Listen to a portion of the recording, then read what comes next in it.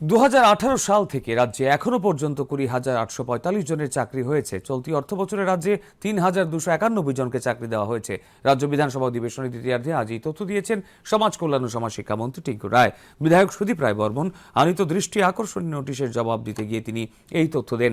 মন্ত্রী বলেন, অচিরেই অধিক সংখ্যক বেকারদের নিয়োগ করা হবে। নিয়োগ প্রক্রিয়া দ্রুত করতে রাজ্য সরকারকে নজরদারি রাখতে অনুরোধ জানিয়েছেন বিধায়ক সুদীপ রায় বর্মন। মুখ্যমন্ত্রী ডাক্তার মানিক সাহা দ্রুত নিয়োগ প্রক্রিয়া সম্পন্ন করার জন্য টিপিএসসিউ ও জেআরবিটির পরিকাঠামো উন্নয়নের উদ্যোগ নেওয়া হয়েছে বলে জানান। পরে রাজ্যপালের ভাষণের উপর আলোচনা করেন ট্রেজারি এবং বিরোধী বেঞ্চের সদস্যরা। 20,800 লোকের চাকরি হয়েছে।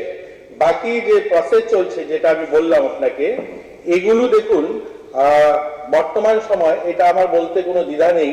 জেআরবিটি বা টিপিএসসির মাধ্যমে যে পরীক্ষাটা হয়, আমাদের কাছে এরকম কোনো বিশাল ইনফ্রাস্ট্রাকচার নেই যে একসঙ্গে অনেক লোককে পরীক্ষা বসানো যেতে পারে। আধুনিক সেই ধরনের পরিকাঠামো গড়ে ওঠেনি, তার জন্য প্রয়াস চলছে এবং সেটা করা হচ্ছে। এর জন্য পরীক্ষাতে একটু ডিলে হয়। আপনি বিশ্বাস করুন, এই যে আমরা যে হলুদ খাম দিয়েছি, আমি জানি না আপনি দেখেছেন কিনা, যখন ডিস্ট্রিবিউশন হয় কেউ এমন সব অযোগ্যের ছেলে মেয়ে বিভিন্ন স্তরে তারা নিচ্ছে।